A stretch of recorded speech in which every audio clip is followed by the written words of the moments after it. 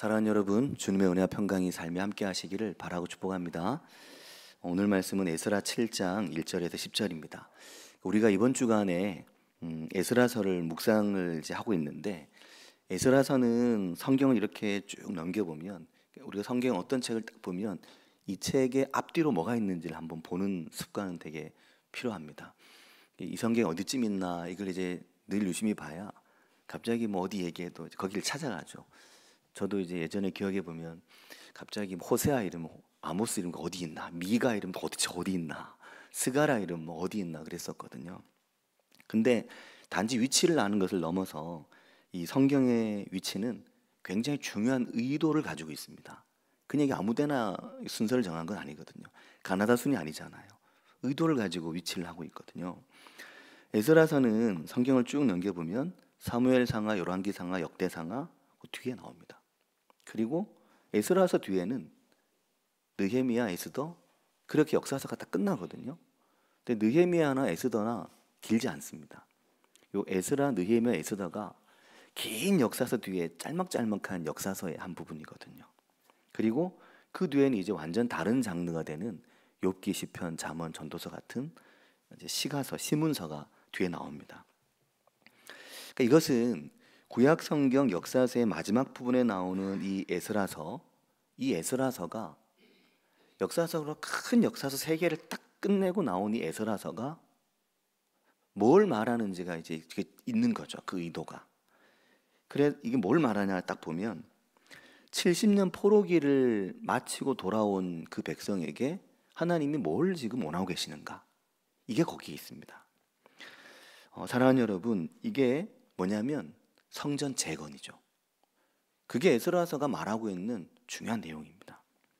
그럼 우리가 이런 생각을 하게 됩니다. 그럼 우리가 구약 성경을 읽으면서 이 성전 재건에 대한 말씀들을 읽을 때 이게 오늘 우리에게는 어떤 의미가 있는가? 구약 성경의 요 시대에는 성전을 그 황폐해진 성전, 다시 이제 불타버린 성전을 다시 짓는 거잖아요. 근데 이 오늘 나에게는 그러면 내 삶에는 이 성전 재건이 이 말씀을 보는 나에게는 이게 어떤 의미가 있는가 하는 겁니다.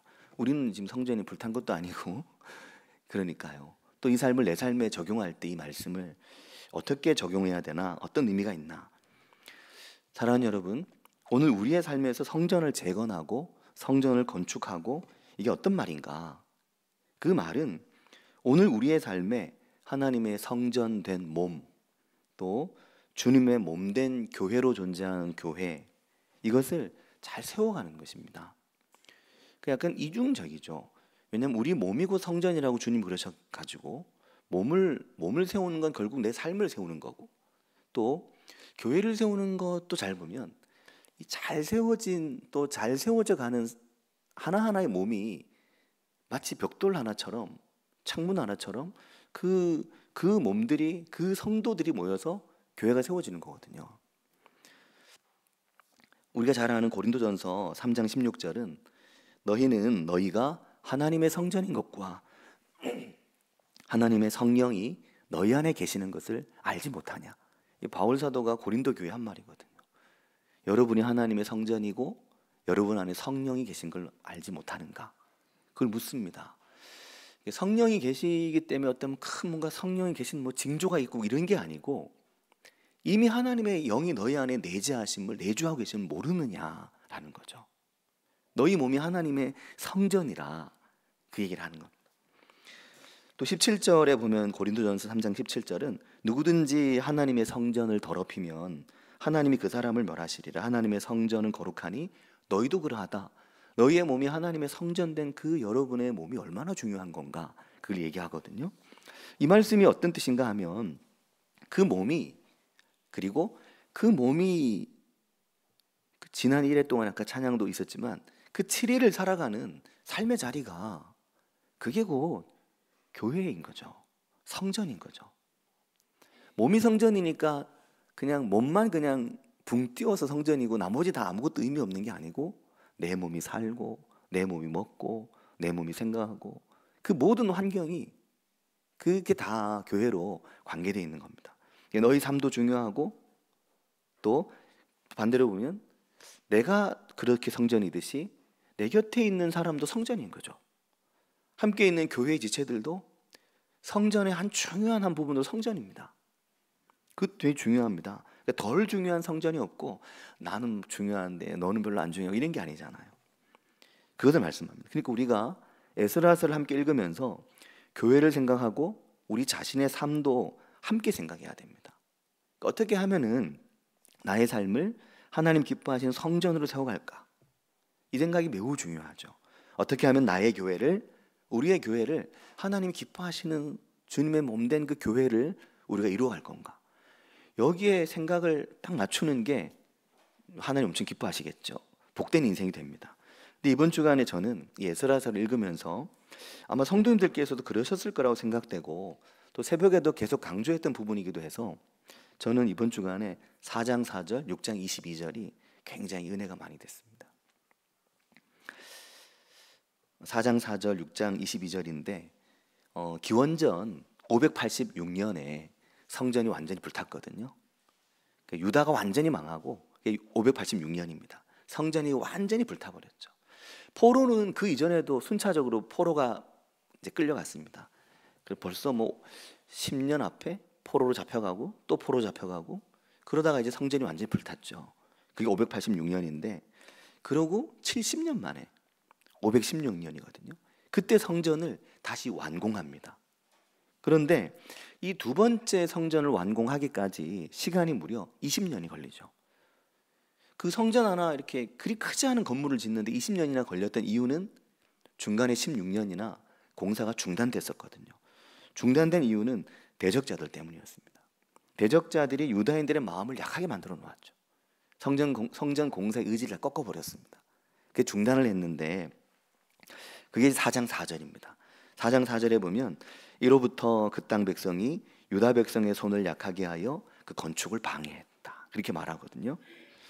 그 땅 이 백성들이 누구냐면 대적자들입니다. 그들이 유다 백성의 무엇을 약하게 했다고 말하나요? 손을 약하게 했습니다. 그래서 이게 마음이 약해지고 결국 성전 공사가 중단되는데 내 사랑 여러분, 그 마음이 약하게 이렇게 말하지 않고 에스라서는 그 손을 약하게 했다 이렇게 말합니다. 이 말씀을 한번 주목해 보시기 바랍니다. 많은 위협과 많은 거짓과 비방과 모함을 계속 포부됐습니다. 그 대적자들이 공사하는 내내 따라다니면서 위협하고 겁을 주었습니다. 그러니까 이 사람들이 마음이 점점 위축됐죠. 위축되면서 결국에는 그 성경은 손이 약해졌다 그렇게 말했습니다. 손이 힘을 잃은 거죠. 우리가 마음이 좀 담담하면 손으로 막 이것저것 합니다. 여성들이 많이 계시지만 마음이 좀 좋을 때는 물론 힘들 때 괜히 집안일 열심히 하는 경우도 있긴 하던데 좀 이렇게 뭔가 마음이 단단하면 반찬도 하고 막 또 안 하는 것도 하고 이것 좀 하거든요. 근데 그 마음이 약해지고 손이 힘을 잃어버리면 다 싫죠. 그냥 잠만 자고 그냥 이렇게 늘어져 있죠. 근데 이제 그 손을 놓아버린 거죠. 이 백성이. 이게 사랑하는 여러분, 손을 놓는다는 게 참 우리의 삶에 안타까운 일이죠. 손을 놓게 될 때가 있거든요.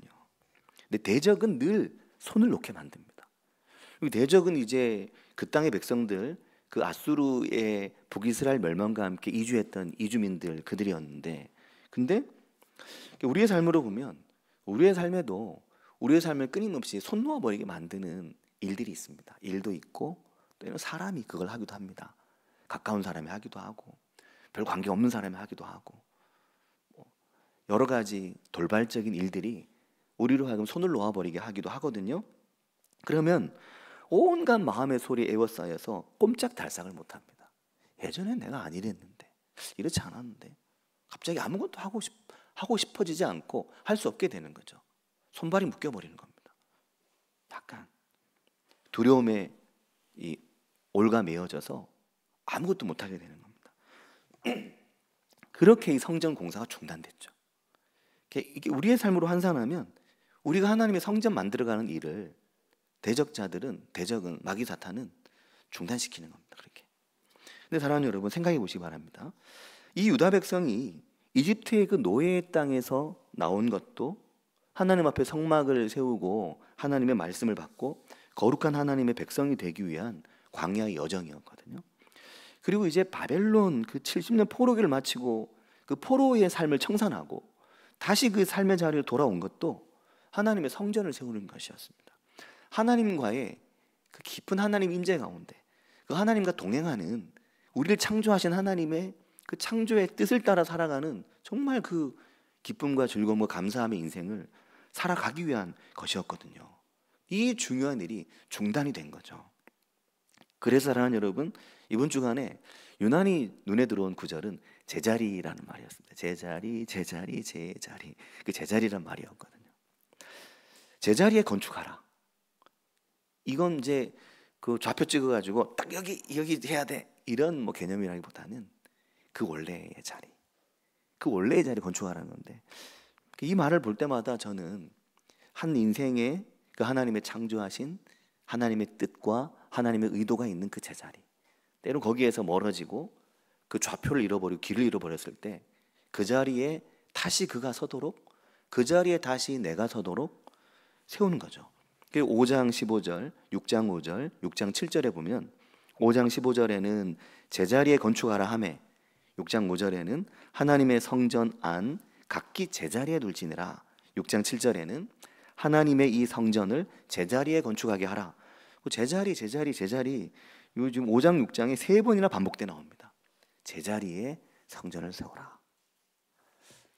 그 사람이 그 제자리에 기쁘게 있도록 하는 건데, 이 제자리란 말이 사랑하는 여러분 어떻게 우리에게 들립니까? 이 제자리가 어딘가? 제자리요? 제자리 여기입니다. 그 제자리죠. 내 자리, 내 자리, 내 제자리. 내 제자리가 어딘가? 사실은 그 제자리는 하나님이 아시고, 그리고 내가 압니다. 근데 이 인간이 참 복잡한 것 같아요. 전 요즘에 이게 인간의 심리, 이 인간의 내면이 참 대단하구나, 이걸 많이 느끼는 게, 예전에도 좀 그런 부분에 저는 좀 예민한 편이었지만 의식을 하는 것보다 무의식이 훨씬 크다는 걸 요즘 점점 더 느끼는 것 같습니다. 신학교 다닐 때도 그래서 심리학 관련한 책들이 재밌고 그런 걸 많이 봤거든요. 좋아하는 심리학자들도 많았고, 지금도 여전히 좋아하는데, 근데 왜 어떨 때 느끼냐면 이 의식은 전혀 의식하지 않는데 제 무의식이 알아서 처리하는 게 굉장히 많더라고요. 특히 감정, 또 어떤 감정에 의해서 이루어진 일처리, 이 모든 면에 딩동댕 이 의식보다 무의식이 엄청 많이 작용하는 거죠. 근데 이걸 이제 예수 안 믿는 사람들은 무의식 이렇게 말할 수 있지만, 저는 믿음으로 이걸 볼 때 영이거든요. 내 안에 있는, 내 안에 계신 하나님의 영입니다. 내 속에 있는. 그러니까 나는 의식하지 못할 때도 내 속에 계신 하나님의 영은 알아서 움직이시는 거죠. 하나님의 영이 작동하시면 참 좋은데 내 속에 있는 나의 그 연약한 영도 있거든요. 이게 이제 잘못 작동하면 우리가 때로 위축되고 주눅들고 그럽니다. 근데 하나님은 아시고 내 안에 있는 나의 영은 나의 제자리가 어딘지 이미 알죠. 그 자리에 서려고 하고 그 자리에 가려고 하는데 대적자들이 그걸 방해하는 겁니다. 근데 하나님은 그 자리를 세우라고 하시는 거죠. 대적자들의 온갖 방해 속에서도 세워가라. 근데 사랑하는 여러분, 이 과정에 정말 중요한 게 바로 선지자 학개와 스가랴의 권면이었습니다. 그 6장 14절에 나오거든요. 6장 14절 보면 유다 사람의 장로들이 선지자 학개와 이도의 손자 스가랴의 권면을 따랐으므로 성전 건축하는 일이 형통했다. 그렇게 말합니다. 그러니까 사랑하는 여러분, 이 선지자 학개와 이도의 손자 스가랴, 학개와 스가랴의 권면이 진짜 중요한 것입니다. 새벽에도 말씀드렸지만 이 권면은 예언, 그 시대에 나에게 주신 예언자에게 주셨던 말씀이고, 또 그것은 좀 더 이것을 조금 더 의역한다면 설교입니다. 저는 설교를 제가 하는 입장이라 설교에 대한 강조를 크게 많이 하지 않는 편이고, 설교가 엄청 중요하다 이런 얘기를 별로 안 하고 오히려 묵상을 더 많이 강조했지만 설교는 매우 중요합니다. 그러니까 이 과정에서 선순환이 있어야 되죠. 새벽에도 말씀드렸지만 교회의 설교는 최선을 다해서 준비돼야 되고, 능력이 있어야 되고, 하나님의 말씀에 기름 부심이 있어야 되고, 성도는 그 말씀을 사랑하고 사모함으로 받을 수 있어야 됩니다. 이게 선순환이죠. 이게 안 되면 이제 힘든 겁니다. 강단의 설교가 가벼이 들리고, 혹은 우습게 들리고, 혹은 뭘 말하는지를 정말 알고자 사모하는 마음이 결여되어 있으면 이게 이제 힘든 일인 거죠. 그게 그렇게 되지 않는 게 참 중요하거든요. 우리가 에스라서를 묵상하고 나면 그 다음에 학개서를 봅니다. 에스라 끝나면 학개서를 보는데, 학개서가 그 학개 선지자의 글이거든요. 또 학개 스가랴 두 사람의 권면이었잖아요. 스가랴는 언제 보았냐면, 스가랴는 지난 언제였죠? 8월 달에 스가랴서를 봤습니다. 그리고 이 학개 스가랴의 배경이 되는 역대상하는 지난 5월 또 9월에 역대상하도 다 보았습니다. 그러니까 사실 여기에 연관된 모든 책을 우리가 최근 5, 6, 7, 8, 9 요 여름 지나면서 다 본 겁니다. 그게 지금 우리의 머릿속에 이게 막 뱅글뱅글 돌고 있거든요.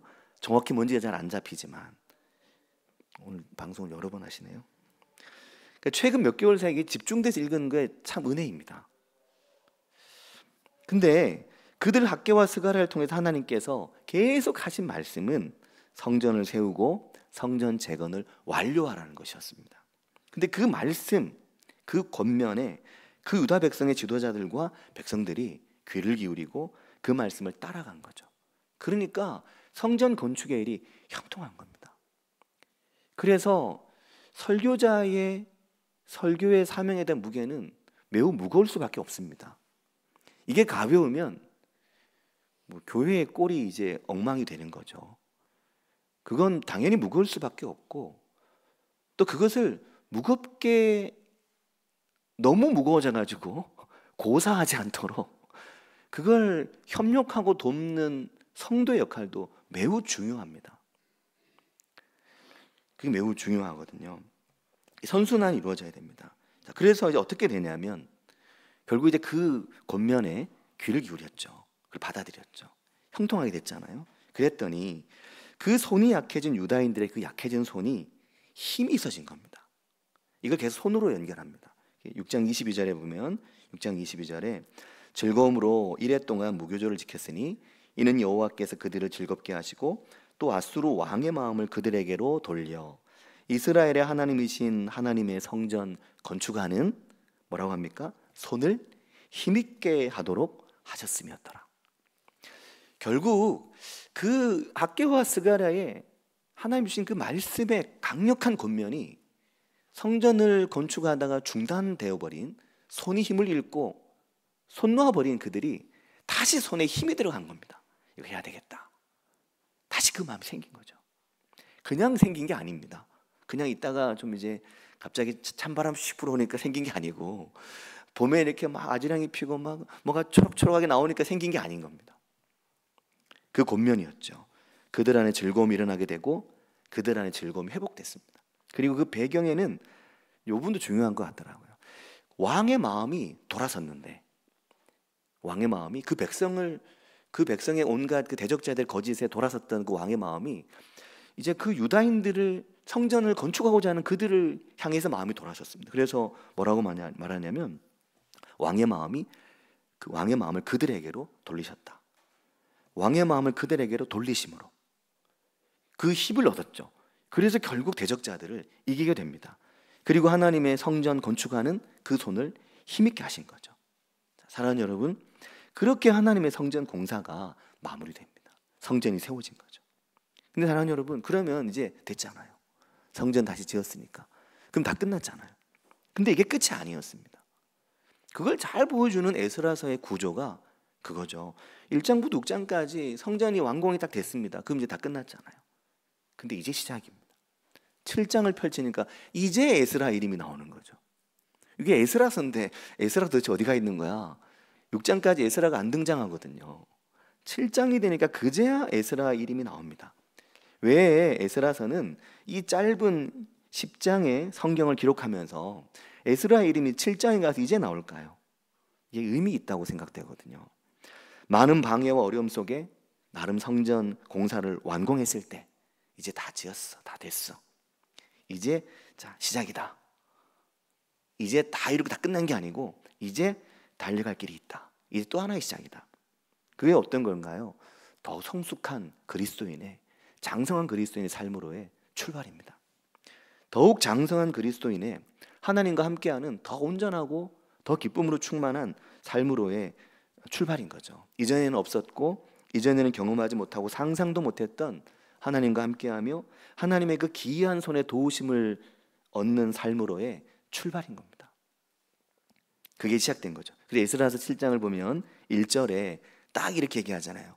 이 일 후에, 이 일이 뭡니까? 성전 완공이죠. 이 일 후에 바사왕 아닥사스다가 왕위에 있을 때 에스라라 하는 자가 있었다. 이제 에스라 얘기를 합니다. 에스라서의 에스라 역할 되게 중요하거든요. 이 일 후에 에스라가 있었다.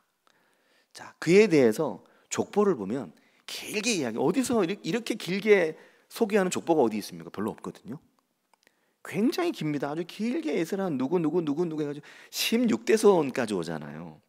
그러면서 6절에 뭐라고 하냐면 이 에스라가 바벨론에서 올라왔으니 그는 이스라엘의 하나님 여호와께서 주신 모세의 율법에 익숙한 자로서, 학자로서 그의 하나님 여호와의 도우심을 입음으로 왕에게 구하는 것은 다 받는 자이다. 그렇게 말합니다. 사랑하는 여러분, 이 말씀의 은혜가 우리에게 있기를 바랍니다. 4가지. 첫째, 그는 바벨론에서 올라왔습니다. 이 말을 딱 보는데 너무 감동이 되는 겁니다. 아이고, 바벨론에서 올라왔구나. 포로된 땅이거든. 거기가 애굽이고 노예로 살던, 거기가 바벨론이고 포로민으로 살던 그 땅에서 올라온 겁니다. 거기서 자멸하고 거기서 끝날 수 있었던 에스라가 그곳에서 학자가 돼서 올라온 거죠. 얼마나 놀랍습니까? 우리 인생에 내가 그때 정말 끝날 수 있었는데, 내가 그때 정말 내 인생 완파될 수 있었는데 거기서 살고 견디고 일어나서 내가 하나님의 말씀에 익숙한 사람이 돼서 올라왔다. 그게 바벨론에서 올라온 겁니다. 둘째, 그는 하나님 주신 모세의 율법, 그 율법에 익숙한 학자였습니다. 성경에 익숙한 학자였죠. 이 학자라는 말을 이제 그 학자죠, 이 에스라는. 근데 우리로 환산했을 때는 우리 보고 다 학자가 되라는 건 아니고 우리가 다 학자가 또 못 되잖아요. 우리가 다 박사학위를 받을 것도 아니고. 그러니까 학자라는 말을 나에게 맞게 생각해 봐야 되는데, 학자, 이 말이 소페르, 사파르, 이 말인데 이 말이 뭐냐면 쓰는 자라는 뜻입니다. 쓴다. 그러니까 기록한다는 뜻이죠. 그래서 서기관이라는 말이 여기서 나왔습니다. 근데 이게 최초에는 문헌을 쓰는 사람을 말했는데 나중에는 서기관의 역할이 어디까지 가냐면 그것을 읽고 쓰고 관리하고 해석하고 연구하고 가르치는 것까지. 교사가 되는 걸 떠나서 누군가에게 이게 너무 내가 은혜가 돼서 이야기해주는 그런 은혜. 그 하나님의 말씀에 익숙한 사람이 된 거죠. 이런 은혜 우리에게 있길 바라고 축복합니다. 셋째는 그가 하나님 여호와의 도우심을 입는 자였던 겁니다. 이게 얼마나 놀랍습니까? 하나님이 도와주시는 사람. 딱 보면 야, 하나님 저 사람 도와주시는구나. 하나님 저 사람 도와주시는구나. 하나님이 저 사람과 함께 하시는구나. 그냥 나는 하나님을 위해 아무것도 안 하고 나는 그냥 신앙과 관계없이 대충 사는데 하나님 도와주시는 건 그 착각이고요. 그건 하나님 도와주시는 게 아니라 그냥 그렇게 된 것입니다. 간혹 본인은 기도 한 번도 안 하는데 본인은 기도랑 담쌓고 살면서 성도님들에게 혹은 목회자에게 기도 부탁을 하고 그래서 뭐가 잘 되고 뭐가 좀 흥하면 하나님 날 도와주셨다고 생각하는데 착각입니다. 그것은 그냥 잘 된 것이지, 하나님 앞에 내가 기도하고 하나님 앞에 내가 무릎을 꿇고 그리고 중대한 일들을 함께 기도하자고 기도를 요청하고 그리고 같이 기도할 때 하나님이 그 인생 가운데 역사하시는 그런 하나님의 도우심이 있는데, 이 하나님 여호와의 도우심을 입는 사람인 겁니다. 그리고 네 번째가 뭐냐면 누구에게? 왕에게 구하는 걸 다 받는 사람이었습니다. 오늘 우리는 이제 왕은 우리 옆에 없잖아요. 이게 우리로 바꾸면 어떤 말일까요? 형통한 거죠. 그 사람이 어렵고 공고할 때 누군가에게 이야기를 하면 얘기가 통하고 이해가 되고, 아유 내가 도와주지, 내가 같이 하지, 아유 힘들게도 힘내, 내가 크게 도와줄 수 있는 게 없지만 요건 내가 도와줄게. 그렇게 같이 하는 겁니다. 정말 힘들어서 집사님, 권사님 아유, 이거 좀 어떻게 좀 같이 할 수 있을까요? 아이고, 내가 다른 사람이면 내가 안 도와주는데 내가 집사님 얘기하시기 도와준다. 권사님 얘기하시기 내가 도와준다. 그러는 거죠. 그러니까 이 사람의 에스라의 삶이 왕에게 구하는 걸 다 받을 수 있는 사람이니까 그가 어떤 인생인지를 알 수 있는 겁니다. 이런 사람이 성경에 있죠. 대표적으로 요셉, 다니엘 이런 사람들입니다. 그러니까 에스라가 아닥사스다 왕제 7년에 이스라엘 자손과 제사장들과 레위 사람들과 노래하는 자, 문지기, 느디님 사람 이 사람들 쫙 데리고 예루살렘으로 올라오는데 9절에 보면 뭐라고 말하냐면 9절에 첫째 달 초하루에 바벨론에서 길을 떠났고 그리고 이제 언제 도착했냐면 다섯째 달 초하루에 도착합니다. 그러니까 꼬박 4개월이 걸린 거죠. 근데 그 9절 중간에 뭐라고 말합니까? 하나님의 선한 손에 도우심을 입어 그렇게 말합니다. 대적자들 때문에 손에 힘을 잃어버렸던 하나님의 백성들이 하나님의 말씀의 겉면으로 그 손에 힘을 얻고 그리고 하나님의 선한 손의 도우심을 얻은 것입니다. 이런 은혜가 우리 가운데 있기를 바라고 축복합니다. 그렇게 올라온 에스라가 10절 말씀에 보면 여호와의 율법을 연구하고 준행하고 스스로 그 말씀을 지키고 율례와 규례를 이스라엘에게 가르치기로 결심을 합니다. 그 마음을 딱 세운 거죠. 사랑하는 여러분, 우리의 삶이 하나님의 선한 손에 도우심을 얻는 삶이 되길 바랍니다. 제가 요즘 좋아하는 찬양이 있거든요. 주의 손이라는 찬양인데 아실 거예요. 많이 들어보셨을 텐데 모르실 수도 있지만 전능하신 우리 하나님 삶에 가득한 주님의 통치 이런 찬양입니다. 전능하신 우리 하나님 삶에 가득한 주님의 통치 보호하시고 지켜주시네 복 주시고 인도하시네 그런 찬양입니다. 이 찬양이 뒤에 가면 이렇게 찬양하거든요.